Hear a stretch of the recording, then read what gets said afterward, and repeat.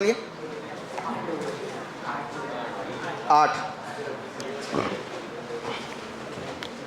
Function number 9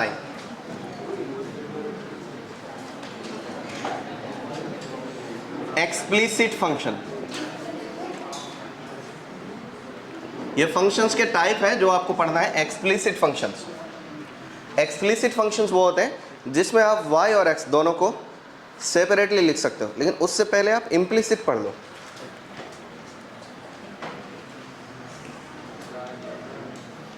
implicit पढ़ लो जिसमें y can't be expressed as x only and vice versa. मतलब अगर मैं y को x के टर्म में लिखना चाहूँ तो वो लिख ही नहीं सकता। इस टाइप का जो फंक्शन होता है एग्जाम्पल के लिए वो हमेशा function of x and y दोनों हो जाते हैं। Like x square plus y square plus 2x y plus x cube y plus x by y plus 87 equal to 0। अब इसमें अगर y को सेपरेट करना चाहेंगे तो कर ही नहीं पाएंगे। y इक्वल टू सिर्फ x के टर्म में लिखने जाएंगे तो नहीं लिख पाएंगे, या x इक्वल टू सिर्फ y के टर्म में लिखने जाएंगे तो नहीं लिख पाएंगे। जैसे y इक्वल टू x के टर्म में लिखने जाओगे उसमें y आ जाएगा। तो उस टाइप का जो एक्सप्रेशंस है वो कहलाते हैं इम्प्लिसिट। एग्जाम्पल के लिए f of x y, x plus y plus x y plus sine x plus y x minus x square y cube plus cos x y is equal to 0। इसमें y separate करो नहीं कर पाओगे, x separate करो कर ही नहीं पाओगे। तो इस टाइप का जो एक्सप्रेशंस है वो कहलाते हैं इम्प्लिसिट। फंक्शन नंबर 10 एक्सप्लिसिट क्या होता है, जिसमें आप सेपरेट कर सकते हैं। Explicit functions y can be expressed as in terms of x only, y can be expressed as in terms of x only and vice versa। ये implicit फंक्शन एक्सप्लिसिट फंक्शन है। एग्जाम्पल के लिए x plus y plus 3x square plus 8x plus 1 is equal to 0, या 8x cube plus 1 is equal to 0। इसमें y आसानी से separate किया जा सकता है कि minus of 3x square plus 8x cube plus 1 plus x divided by 4। इसमें x आसानी से सेपरेट किया जा सकता है, y को भी सेपरेट किया जा सकता है। इस टाइप का फंक्शन क्या कहलाएगा, एक्सप्लिसिट फंक्शन कहलाएगा।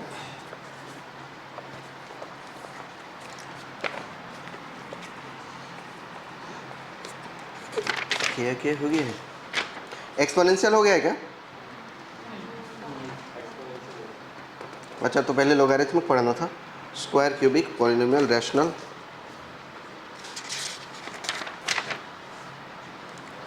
अब लोगारिथमिक पढ़ना। फॉर्मूला नंबर, फॉर्मूला नहीं, फंक्शन 10 11 लोगारिथमिक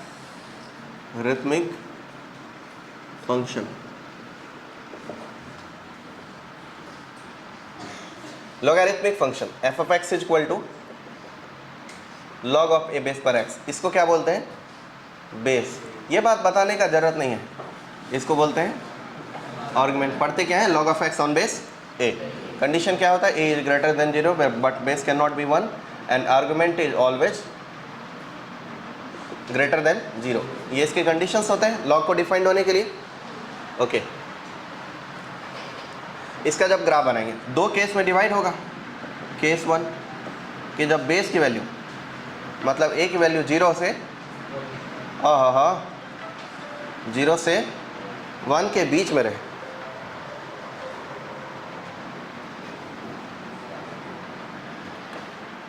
तो ग्राफ क्या बनेगा, डिक्रीजिंग की इंक्रीजिंग?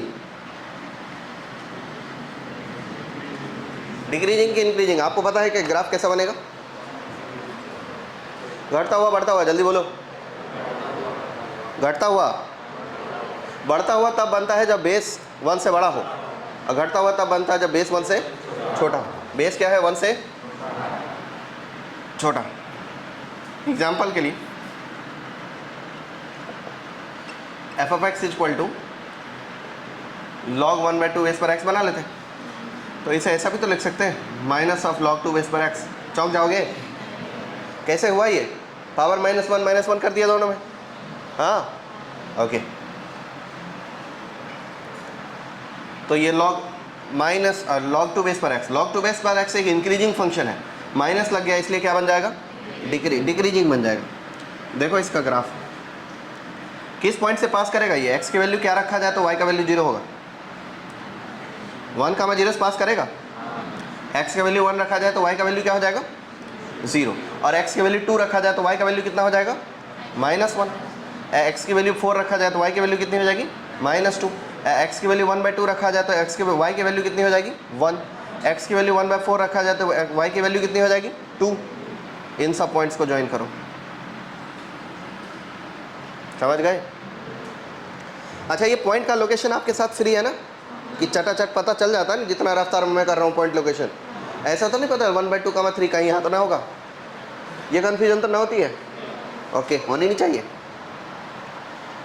ओके, ये रहा दूसरा केस, केस 2।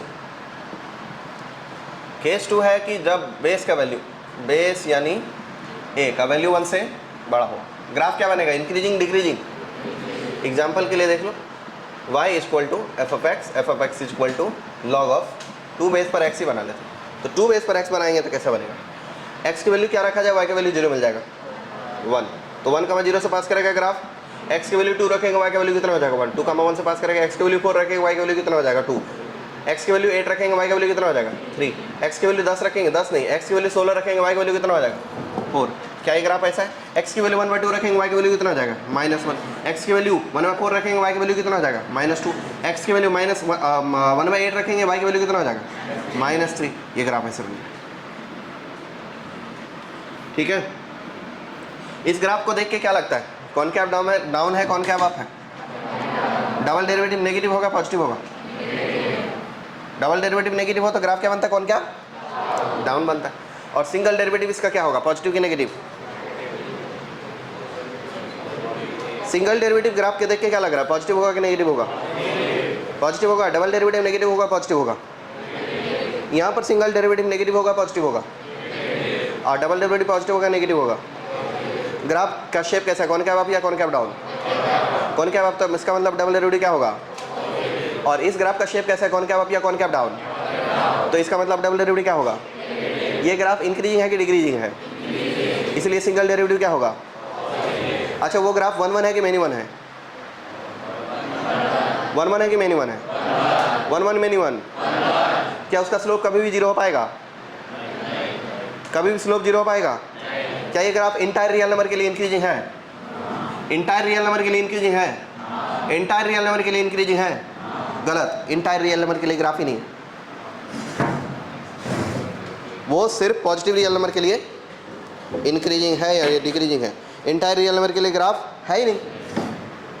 x की वैल्यू नेगेटिव होने पर ग्राफ नहीं है, इधर x की वैल्यू नेगेटिव होने पर ग्राफ नहीं है। ये ग्राफ है डिक्रीजिंग, वो ग्राफ है इंक्रीजिंग। समझ गए लॉग का नेचर? सारे समझ गए? सारे ऑब्जर्वेशन समझ गए ना? लिख डालिए। अच्छा, इसी के साथ दूसरा ग्राफ भी बना देता हूँ। ये log 2 बेस पर x है versus g of x equal to log 4 base पर x। बेस बड़ा होने से ग्राफ का क्या होता है ये भी देखना है। चलो, जब x की वैल्यू क्या रखोगे तो 1 हो जाएगा, सॉरी x की वैल्यू क्या रखोगे तो ये चीज़ 0 हो जाएगा। 1, 0 से ये भी ग्राफ पास करेगा। ओके, 1, 0 से ये ग्राफ को भी पास करा दिया। ब्लू कलर से बनाऊंगा। x की वैल्यू क्या रखा जाए तो y की वैल्यू 1 हो जाएगा। तो x की वैल्यू 4 रखा जाए तो x की वैल्यू 4 इसमें रखने पर y का वैल्यू कितना होता है? और ये कितना होता है y का वैल्यू? तो इसका मतलब ये नीचे रहेगा कि ये नीचे रहेगा? 2 बेस वाला कि 4 बेस वाला? 2 बेस वाला ऊपर के नीचे? 4 बेस वाला ऊपर के नीचे? अच्छा, तो 4 पर वैल्यू कितनी हो जाएगी? 1। ये ग्राफ ऐसा बन जाएगा। ओके ओके, अब इधर बताओ, ये ब्लू वाला ऊपर जाएगा कि नीचे जाएगा? मान लो कि x की वैल्यू 1/2 रखे तो इसकी वैल्यू कितनी हो जाएगी -1। इधर x की वैल्यू कितनी रखेंगे 1/4, तब वैल्यू कितनी होगी -1। तो x की वैल्यू 1/2 यहाँ है, x की वैल्यू 1/4 यहाँ है, तो ये ग्राफ -1 इधर अप्रोच करेगा। ठीक है,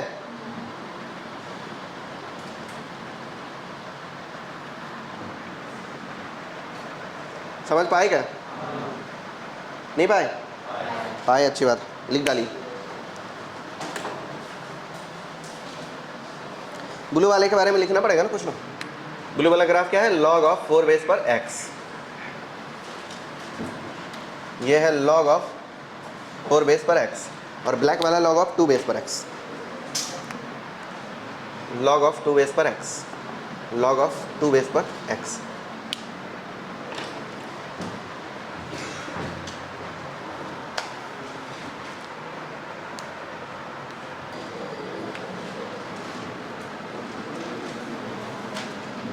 मॉड्यूलस,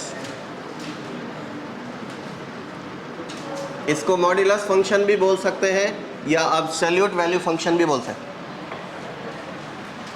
ये होता है y = x के आजू बाजू दो खड़ी डंडी, और इसका मतलब होता है y = x जब x की वैल्यू 0 या 0 से बड़ी है, और अगर x की वैल्यू 0 या 0 से छोटी है तब ये y = क्या बनता है? -x। y = क्या बनेगा? -x। इसका ग्राफ ऐसे बनेगा y = +x, y = +x का ग्राफ बना दिया, लेकिन ये ग्राफ वैलिड सिर्फ तब है जब x की वैल्यू 0 या 0 से बड़ी है, इसलिए लेफ्ट में ग्राफ क्या हो जाएगा? डिलीट। दूसरा ग्राफ बनता है y = -x, y = -x graph तब एक्सेप्टेबल है जब x की वैल्यू 0 या 0 से छोटी है, इसका मतलब राइट में ग्राफ क्या हो जाएगा? डिलीट। तो ये वो ग्राफ हो गए जो y = x का है, y = -x का है। इसका ग्राफ बनाने का एक और तरीका बहुत सरल है कि पहले आप y = x का ग्राफ बना दो, और फिर जो ग्राफ नीचे गया x एक्सिस के उस ग्राफ को फ्लिप कर दो about x axis as mirror. एक क्वेश्चन देता हूं, इसमें ग्राफ ड्रॉ करना है y = log ऑफ x का मॉड का, तो y = log ऑफ x का ग्राफ ऐसा बनता है। अब इस ग्राफ के जो ये वाला पोर्शन उसको कर दो डिलीट, और इसको फ्लिप कर दो अबाउट x एक्सिस। ये बन गया y = log ऑफ x, कब? जब x की वैल्यू 1 से बड़ी है, यानी log x की वैल्यू क्या है? 0 से बड़ी है, और ये बन जाएगा y = -log x, कब? जब log x की वैल्यू 1 से नहीं 0 से छोटी है। देखो इस रीजन में log x की वैल्यू 0 से छोटी है क्या? है कि नहीं? जब log x की वैल्यू 0 से छोटी होगी तो मॉड खुलेगा y = -log x, और जब log x की वैल्यू 0 से बड़ी होगी तो मॉड खुलेगा y = +log x। तो ये ग्राफ हो गया।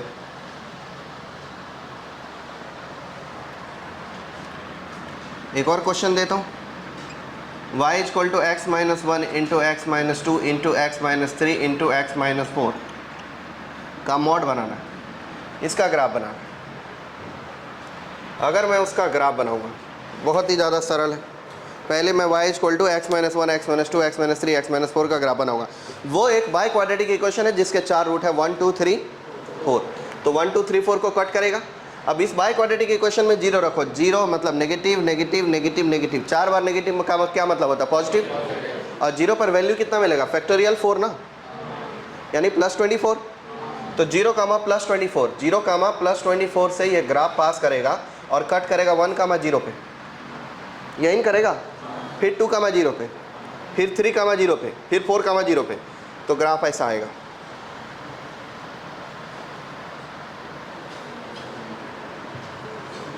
ठीक है जी, नहीं समझा?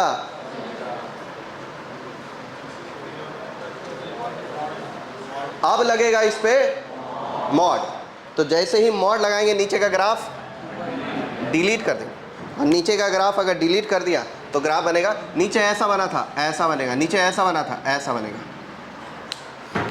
ठीक है जी।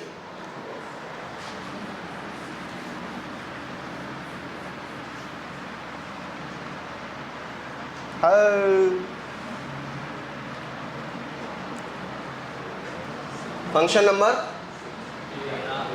13, ये सिग्नम फंक्शन आपको अच्छे से पढ़ना पड़ेगा, क्योंकि ये बिल्कुल ही अच्छी चीज़ नहीं है। एकदम घटिया चीज़ है। सिग्नम फंक्शन होता क्या है? सिग्नम फंक्शन होता है क्वांटिटी का उसी के क्वांटिटी के मैग्नीट्यूड से डिवाइड कर देना। मतलब फंक्शन को उसके मैग्नीट्यूड से डिवाइड कर दो। Like signum of F of x पढ़ते हैं इसे, या सिग्नम ऑफ एक्स पढ़ोगे, क्या पढ़ोगे इसे? Signum of x is defined as, ये डिफाइंड होता है x को उसके मैग्नीट्यूड से डिवाइड कर दोगे। कब? जब x 0 ना हो, और अगर x 0 होता है तब इसका डेफिनेशन 0 डिसाइड किया गया। ये बुजुर्गों ने बनाया है ये फंक्शन, कि किसी फंक्शन को उसके मैग्नीट्यूड से डिवाइड कर देंगे तो जो क्वांटिटी बनेगी उसका नाम उन्होंने रखा, क्या बना? Signum function. ये नेचुरल नहीं है, man made cheese. Signum of x का मतलब होता है x को उसके मैग्नीट्यूड से डिवाइड कर देना। ये इसका कंसेप्ट है जो बुजुर्गों ने बनाया था। और डायरेक्ट ये भी इसका अगला स्टेप ये है, अगर ज़्यादा कंसेप्ट में आपको इंटरेस्ट ना हो तो आप ये भी याद रख सकते हैं, सिग्नम ऑफ x सीधा सीधा 1 हो जाता है। कब? जब x की वैल्यू 0 से बड़ी है। 0 हो जाता है कब? जब x की वैल्यू 0 है। -1 हो जाता है कब? जब x की वैल्यू 0 से छोटी है।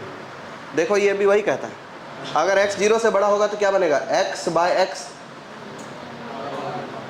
क्या हो जाएगा? और अगर x 0 से छोटा हो तो क्या बनेगा? x by -x। तो x बाय -x क्या हो जाएगा? -1। और x 0 है तो वो भी 0 है, मतलब x 0 है तो y भी 0 है। तो ये सिग्नम का डेफिनेशन आप याद रख सकते हैं। सिग्नम का आविष्कार ऐसे हुआ था। सिग्नम ऑफ x का मतलब है कि x को उसके मैग्नीट्यूड से डिवाइड कर देना। ग्राफ देखो, x की वैल्यू 0 लो, y का वैल्यू कितना हो जाएगा? x की वैल्यू 0 लो, y की वैल्यू कितना हो जाएगा? 3 प्रकार के फंक्शन होते हैं, एक पाइस वाइज भी है। पाइस वाइज फंक्शन उसे बोलते हैं जो ऐसे पढ़ो, पीस वाइज फंक्शन, यानी टुकड़े टुकड़े में अलग अलग डोमेन के लिए अलग अलग तरीके से डिफाइंड हो। जैसे ये देखो, पॉजिटिव x के लिए डेफिनेशन y का क्या है? 1। 0 के लिए डेफिनेशन क्या है? और नेगेटिव x के लिए डेफिनेशन क्या है? तो क्या x के अलग अलग इंटरवल के लिए अलग अलग डेफिनेशन मिला है? अलग अलग मिला है ना। x की अलग अलग इंटरवल के लिए अगर y की अलग अलग वैल्यू, अलग अलग डेफिनेशन मिल रहा हो तो उस टाइप के फंक्शन को पाइस वाइज बोलते हैं। क्या बोलते हैं? टुकड़े टुकड़े में बटा हुआ है, मतलब उसे पाइस वाइज फंक्शन बोलेंगे। तो क्या ये फंक्शन को पाइस वाइज कहा जा सकता है? बिल्कुल कहा जा सकता है। तो देखो, y की वैल्यू 1 कब होगी? जब x की वैल्यू 0 से बड़ी है। और y की वैल्यू 0 कब होगी? जब x की वैल्यू, और जब x की वैल्यू नेगेटिव है तो y की वैल्यू क्या होगी? ओके, तो पहले y = 1 का ग्राफ बनाओ। y = 1 का ग्राफ बना दिया, इसमें कोई दिक्कत नहीं है। लेकिन ये ग्राफ डिलीट करना पड़ेगा। किसके लिए? नेगेटिव x के लिए। ये ग्राफ डिलीट करो। कहाँ तक डिलीट किया? 0 के जस्ट आगे तक। देखो, 0 के जस्ट आगे से ग्राफ चालू होगा, 0 पर ग्राफ नहीं रहेगा। x की वैल्यू 0 तो y का वैल्यू, x की वैल्यू 0 तो y का वैल्यू 0। और अगर x की वैल्यू 0 से 1 हुआ, सॉरी 0 से छोटा हुआ, तब y की वैल्यू क्या बनाना पड़ेगा? y = कौन सा ग्राफ है ये? लेकिन ये ग्राफ करना पड़ेगा डिलीट। कहाँ तक डिलीट करेंगे? 0 के जस्ट लेफ्ट से ये ग्राफ कंटिन्यू रहेगा, लेकिन 0 पर वैल्यू कितनी रहेगी? 0। 0 के बाद वैल्यू कितनी रहेगी? 1। तो किसी भी फंक्शन का सिग्नम 3 ही प्रकार का आउटपुट देता है। अगर वो फंक्शन पॉजिटिव हुआ तो वैल्यू क्या आएगा सिग्नम का? अगर फंक्शन नेगेटिव हुआ तो वैल्यू क्या आएगा? और अगर सिग्नम वैल्यू 0 हुआ फंक्शन का तो सिग्नम वैल्यू क्या आएगा? 0 आएगा। समझ गए बात को? ओके, चलो अब एग्जाम्पल के लिए कहाँ बना दो एग्जाम्पल? इसका एग्जाम्पल देना है मुझे, यहाँ दे दूँ क्या?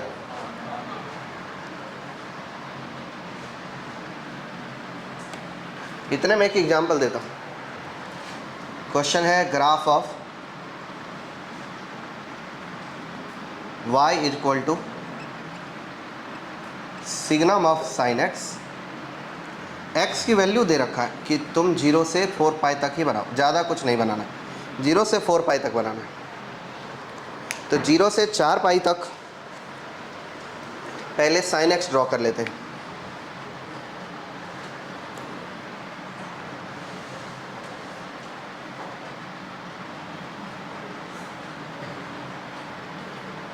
ड्रॉ कर लिया साइन एक्स।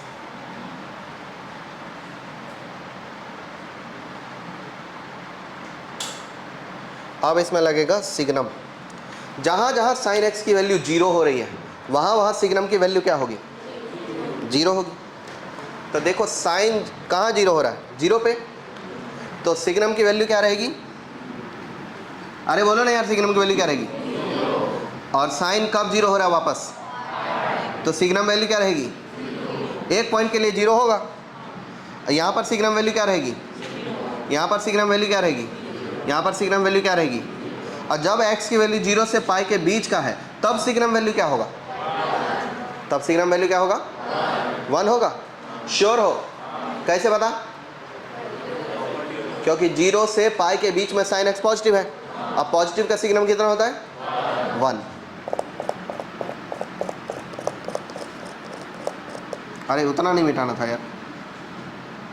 ये रहा साइन एक्स, इसका सिग्नम ग्राफ ऐसा y = 1। क्या यहाँ पर लगाना पड़ेगा खाली डब्बा? खाली डब्बा किसको रिप्रेजेंट कर रहा है? ये ग्राफ इस पॉइंट पे नहीं है, इस पॉइंट पे नहीं है। अच्छा यहाँ बताओ y = वैल्यू कितना हो जाएगा जी?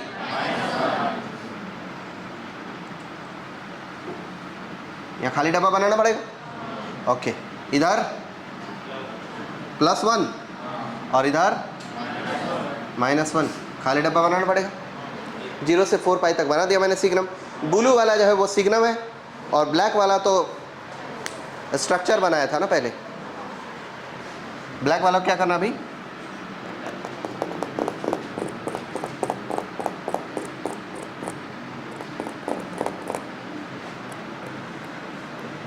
डिलीट कर दे।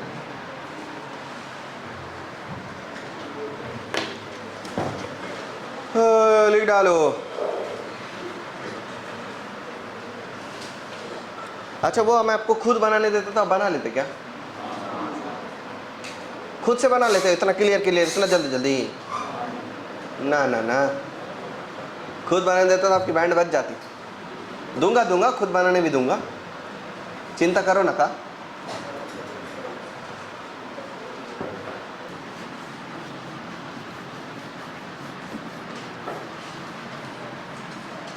बना क्या ग्राफ? मैच ज़रा एक बार चेक करना। क्वेश्चन क्या था? y = signum of x - 1 × x - 2 × x - 3 × x - 4। जब आपने ग्राफ बनाए होंगे तो ऐसा बना होगा, यही बना है।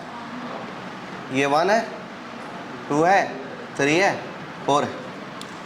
ब्लैक कलर से इसके सिग्नम का ग्राफ बनाता हूँ और इस ग्राफ को पहले डिलीट करता हूँ।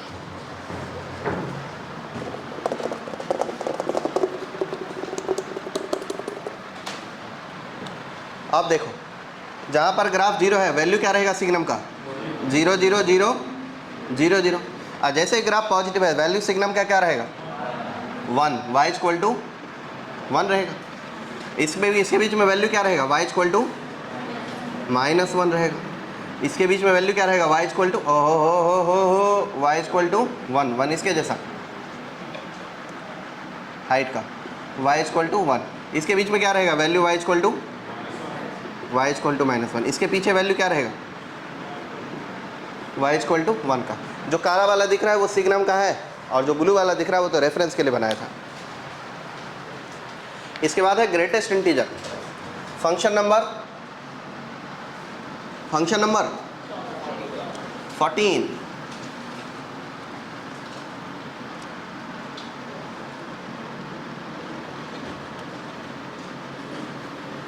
Greatest integer function. अच्छा मैं जो पढ़ाते जा रहा हूँ तो आप लोगों को समझते भी जा रहा है कि ऐसे ही ऊपर ऊपर चल रहा है चीज़ें? समझते भी जा रहा है ना? तो कैलकुलस बहुत सरल है यार, अगर तुम समझ सकते हो तो बहुत ही आसान है। सब कुछ सोचने वाली चीज़ है, इसमें कुछ याद वाद रखना ही नहीं पड़ता। मेरा तो फेवरेट होने का मेन रीज़न कि इसमें सोचना बहुत अच्छा लगता है सोचने में। f(x) = ये वाला ब्रैकेट, इसके अंदर x लिखा रहेगा। क्या पढ़ेंगे इसे? Greatest integer function. ये वाला ब्रैकेट किसको रिप्रेजेंट करेगा? ग्रेटेस्ट इंटीजर फंक्शन को। इसको पढ़ेंगे ग्रेटेस्ट इंटीजर ऑफ एक्स। क्या पढ़ेंगे इसे? Greatest integer of x. और ग्रेटेस्ट इंटीजर ऑफ एक्स का मतलब होता है इंटीग्रल वैल्यू। क्या मतलब होता है इसका? इंटीग्रल वैल्यू लेस देन और इक्वल टू एक्स। एक्स से छोटा या एक्स के बराबर। एग्जाम्पल के लिए देखते जाओ, अगर मैं 3.58 लिखता हूँ, इंटीग्रल वैल्यू कितना मिलेगा? फ्रैक्शनल वैल्यू कितना मिलेगा? क्वेश्चन सुनो और फिर जवाब दो। इंटीग्रल वैल्यू 3 है, फ्रैक्शनल वैल्यू भी 3 है। फ्रैक्शनल वैल्यू 3 कौन रख के गए? इंटीग्रल वैल्यू कितना? Fractional value 0.58। दूसरा example 7.81 integral value, fractional value. अगला example -3.59 fractional value, integral value, fractional value 0.41। यहाँ फ्रैक्शनल वैल्यू कितना हो जाएगा? जो दिख रहा है वो नहीं है, जो छुपा हुआ, जो नहीं दिख रहा वो है। 1 से 0.59 कम करेंगे कितना बचेगा? अच्छा, कभी भी फ्रैक्शनल वैल्यू नेगेटिव हो सकता है क्या? फ्रैक्शनल वैल्यू नेगेटिव हो सकता है? अरे हाँ ना, थोड़ा ऐसे अच्छे से बोलो ना। पक्का? हाँ, तो फ्रैक्शनल वैल्यू नेगेटिव नहीं हो सकता। इंटीग्रल वैल्यू नेगेटिव हो सकता है। देखो, अगर मैं कहूँ कि 7 का इंटीग्रल वैल्यू कितना हो जाएगा? 6 बोल रहा है लड़का।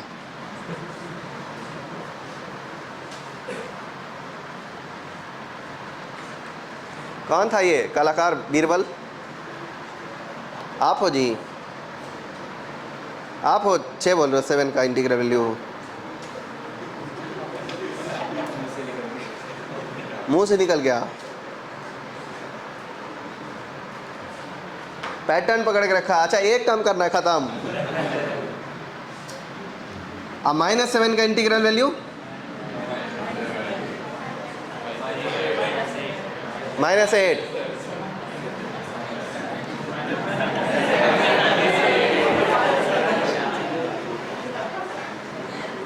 -7 का इंटीग्रल वैल्यू -8। अरे वो खुद एक इंटीजर है। चलो, आप अकेले नहीं हो, और भी हैं इधर। आपको तो पहली बार गलती हुआ, वो तो गलती के बाद गलती कर रहा है। चलो ठीक है, बढ़िया है। ग्राफ बनाएंगे। अगर x की वैल्यू 0 और 1 के बीच का नंबर हो पंडित जी, x की वैल्यू 0 और 1 के बीच का नंबर रहेगा, इंटीग्रल वैल्यू कितना आएगा?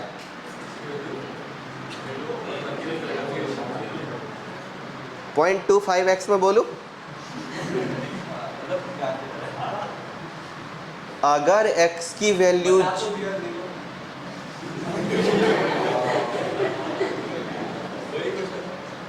अगर x की वैल्यू 3 और 4 के बीच की रहेगी तो इंटीग्रल वैल्यू कितना आएगा? 5 और 7 के बीच का रहेगा तो इंटीग्रल वैल्यू कितना आएगा?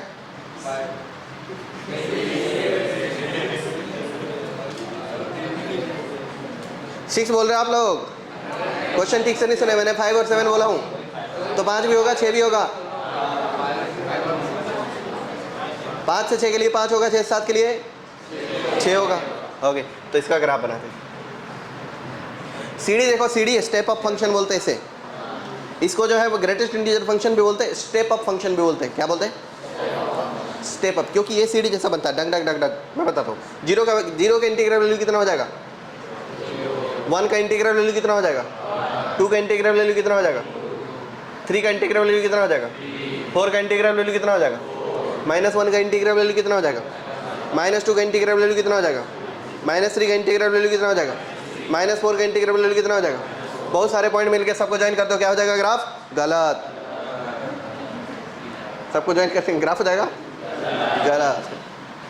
x की वैल्यू 0 लो, y का वैल्यू 0 मिलेगा आपको। 0.1 पर इंटीग्रल वैल्यू कितना? 0.2 पर इंटीग्रल वैल्यू 0.3 पर 0.8 0.9 0.99 0.999 0.99999। यहाँ पे आधा चांद, समझ गए ना? आधा चांद का क्या मतलब होता है? एक्सक्लूडिंग, पूरा चांद भी बना लो लेकिन खाली वाला। अब 1.1 का इंटीग्रल वैल्यू कितना हो जाएगा? 1.2 का, 1.3 का, 0.9, 1.9 का, 0.999, 1.999, सबका क्या रहेगा? 1। सबका क्या रहेगा? 1। इसके आगे क्या रहेगा? ये तो रहा 1, ये क्या रहा 2, ये क्या रहेगा 3, ये क्या रहेगा 4।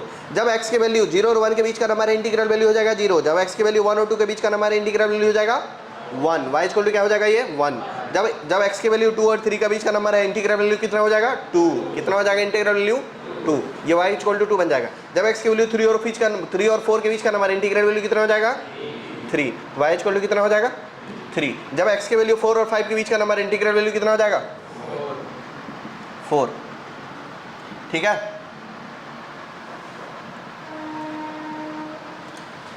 अच्छा, आज आप लोग कॉपी नहीं कर रहे मुझे? कल तो कर रहे थे ना? कल तो आप लोगों ने मुझे कॉपी भी किया था, रिप्लाई भी किया था, जो जो मैंने बोला था वो सब रिपीट किया था।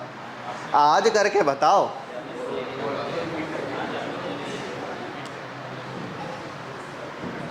जो मैं बोल रहा हूँ वो आपके दिमाग में घुस जा रहा है, यही बड़ी बात है। निकलने के बाद मत करना उधर से।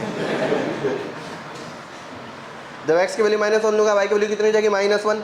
जब x की वैल्यू 0 और -1 के बीच का नंबर रहेगा, तब y का वैल्यू हो जाएगा -1। कितना हो जाएगा y का वैल्यू? -1। लड़का लोग सोच रहे हाँ कुछ तो भी बोल रहे हैं, रेडियो टाइप। -1, ये -2, ये -3। -2 और -1 के बीच का नंबर का इंटीग्रल वैल्यू हो जाएगा -2। क्या हो जाएगा? इसका हो जाएगा y इक्वल टू -3 और -2 के बीच का नंबर का इंटीग्रल वैल्यू हो जाएगा -3। कितना हो जाएगा? y इक्वल टू, ये हो जाएगा y इक्वल टू, ध्यान से देखोगे तो ये स्टेप अप फंक्शन है। स्टेप अप फंक्शन कैसे? डग डग डग डग डग डग डग डग डग, स्टेप अप फंक्शन, समझे? इसलिए उसका नाम स्टेप अप फंक्शन है। लिख डालो।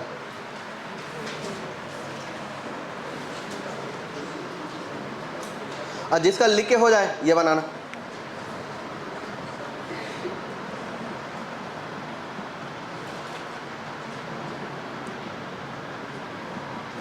इसकी वैल्यू पता लगाना। 0 से 10 पाई तक का इंटीग्रेशन वैल्यू sin x का ग्रेटेस्ट इंटीजर dx लगा के। अरे नहीं नहीं, ऐसे मजाक वजाक नहीं उड़ाना चाहिए, बच्चों को बुरा लग जाता है। अगर आपको बुरा लगा इतना मारूंगा मैं।